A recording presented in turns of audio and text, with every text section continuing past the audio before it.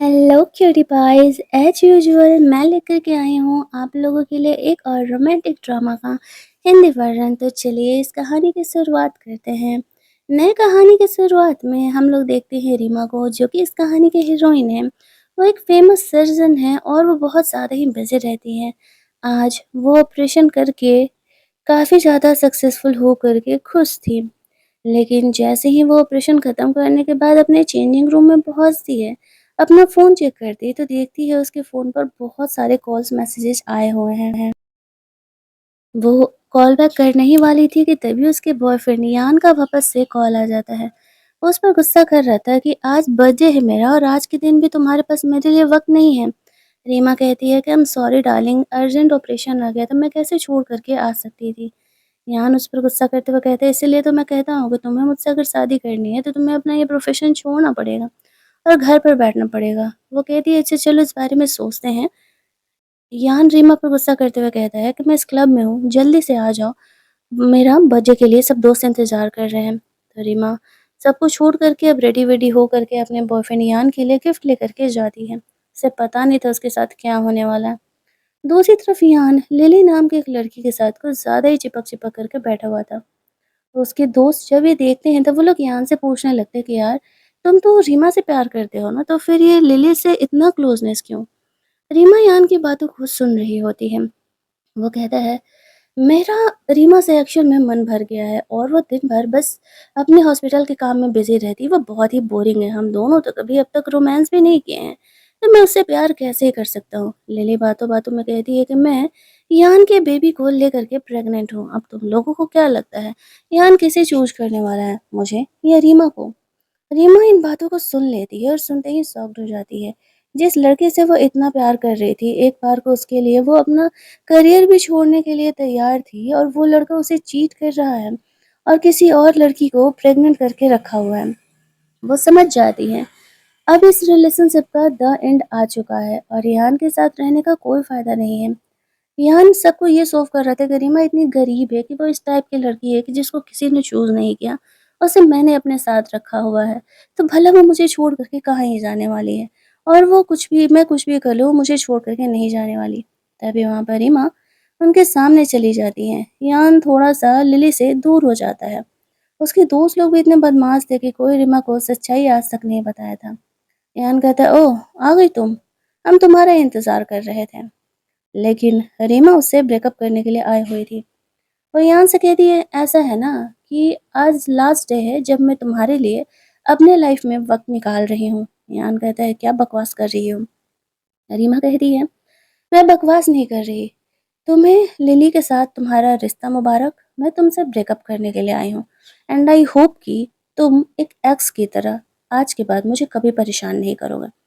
ऐसा कह के वो यहाँ पर रियान के मुंह पर उसका गिफ्ट फेंकती है और जो फ्लावर बुके वो रियान के लिए लेके आई थी, उसी फ्लावर बुके से उसे खींच करके एक बार पंच लगाती है और कहती है कि आज से हमारे रिलेशनशिप का द एंड यहाँ पर होता है और हम ब्रेकअप कर रहे हैं। यार ये कभी एक्सपेक्ट नहीं किया था कि रीमा उसे सच में छोड़ करके चली जाएगी या फिर वो उससे ब्रेकअप भी कर सकती है, क्योंकि उसे ऐसा लगता था कि वो बहुत ही अमीर है और वह गोल्ड डिगर है और वो यान के पास सिर्फ पैसे के लिए ही है। दैट्स वाई अब चाहे जो भी हो जाए पैसे के बिना तो वो उसे छोड़ करके जाने नहीं वाली। लेकिन जब रीमा यहाँ पर उससे ब्रेकअप कर करके जाती है तो ये बात उसके ईगो को लग जाता है। रीमा फाइनली रिलैक्स थी कि याद से उसका पीछा छूट गया और अब एक चीटर की वजह से उसे रोने की ज़रूरत नहीं है।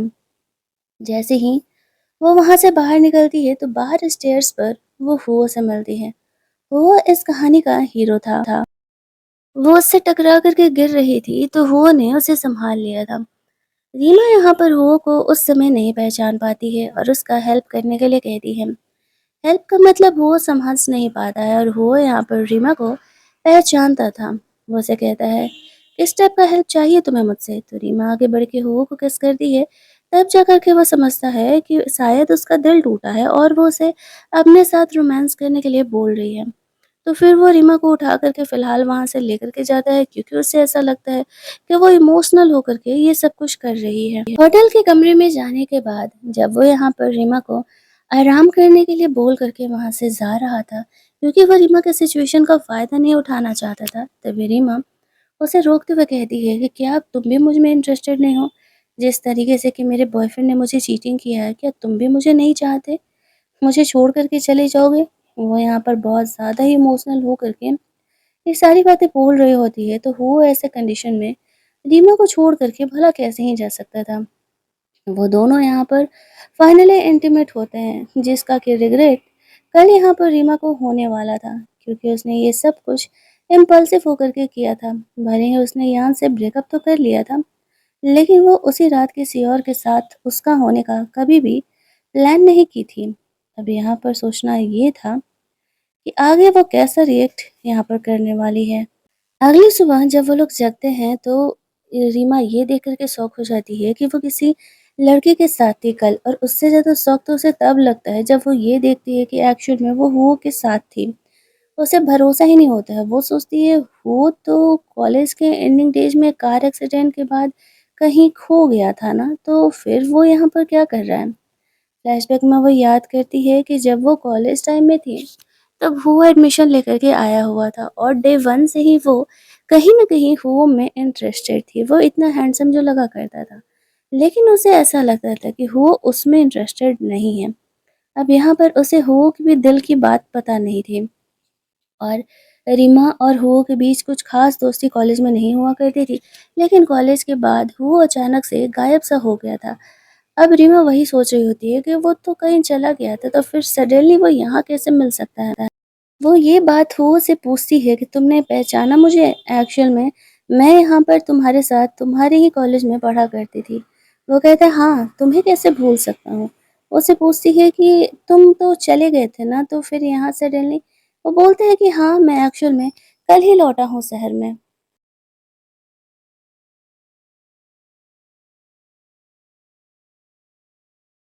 यहाँ पर रीमा को उसकी मॉम का कॉल आता है। उसकी मॉम उस पर गुस्सा करते हुए कहती है कि बेवकूफ़ लड़की, इतनी मेहनत से इतना अमीर दामादियान जैसा मिला था और तुमने कल उसकी पिटाई क्यों कर दी?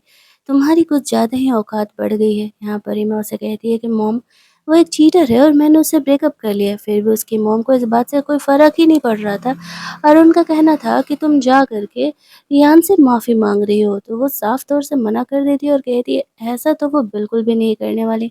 माफ़ी तो वो किसी हालत में नहीं माँगेगी। फ़ोन रखते ही यहाँ पर वो रीमा को कहता है कि क्यों ना हम दोनों शादी कर लेते हैं। ये बात सुनते ही वो शॉक्ड हो जाता है कि ये कह क्या रही है, और वो उससे पूछने लगता है कि क्या वो श्योर है या फिर वो बकवास कर रहा है। वो उसे समझाता है कि देखो ऐसा है ना, मेरी जो फैमिली है वो यहाँ पर मुझे शादी करने का प्रेशर बना रही है, और मुझे वो फेक बिजनेस मैरिजेस से अच्छा लगता है कि हम दोनों एक दूसरे के जान पहचान वाले हैं। कॉलेज टाइम में हम दोनों एक दूसरे को जानते थे, तो क्यों ना यहाँ पर शादी कर लें। तुम मेरे पावर का इस्तेमाल कर सकती हो, तुम्हारी मॉम तुम्हें परेशान भी नहीं करेगी, और यहाँ पर हम दोनों जब बिजनेस मैरिज कर लेंगे तो फिर यहाँ पर कोई हमें रोकने वाला भी नहीं है। हम अपनी अपनी मर्जी अपनी अपनी लाइफ जी सकते हैं। एक तरीके से ये कॉन्ट्रैक्ट मैरिज होगा।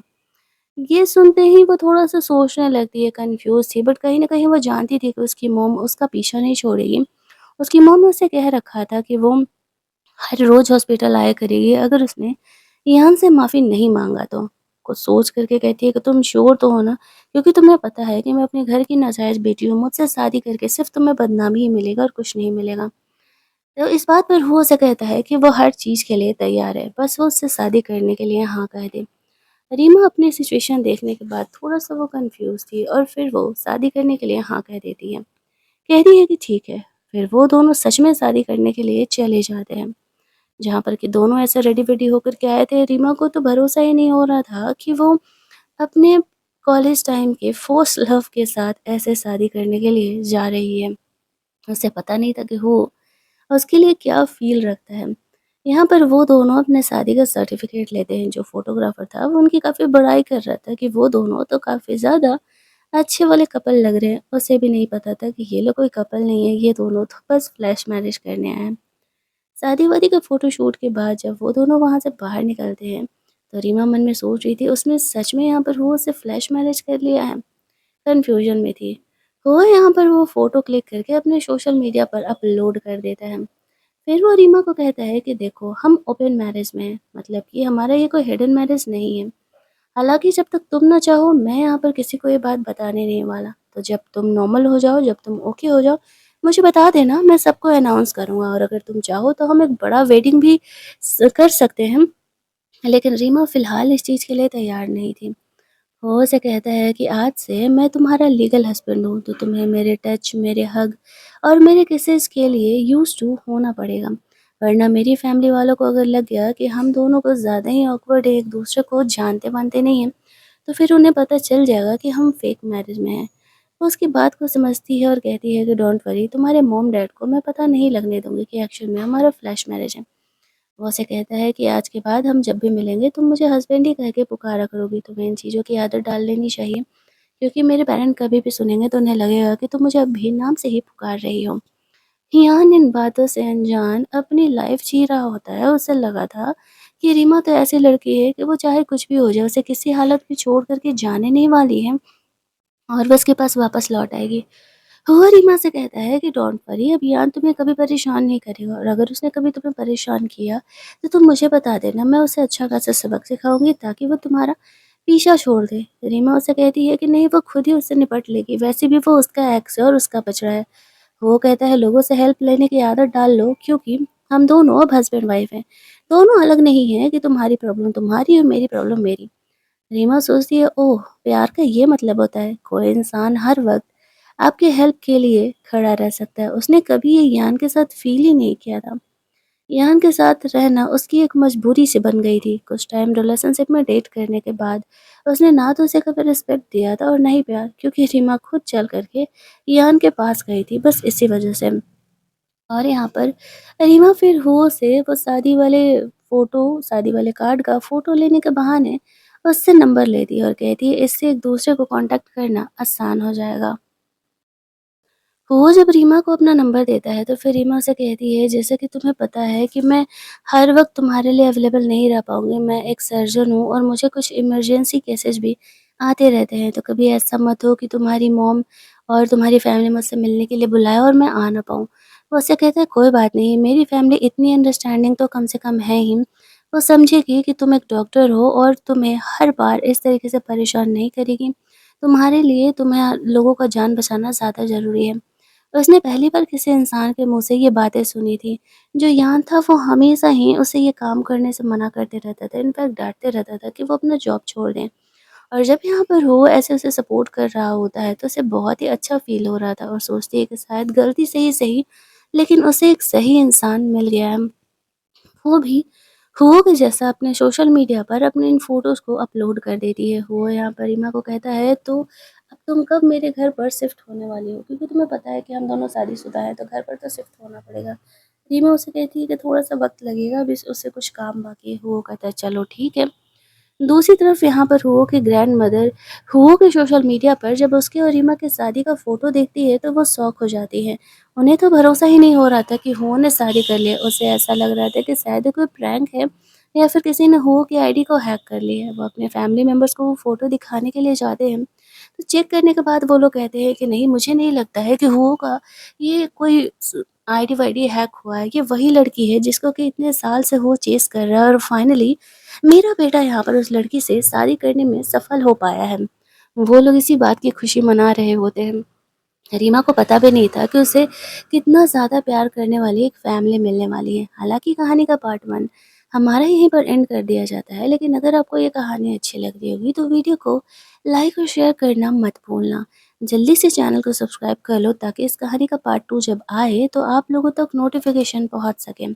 वरना आप लोग बोलते हो कि दीदी आपने इस कहानी का नेक्स्ट पार्ट अपलोड ही नहीं किया। चलिए जल्दी से मिल लेते हैं हम लोग इस कहानी के सेकंड पार्ट में। तब तक के लिए कीप वॉचिंग।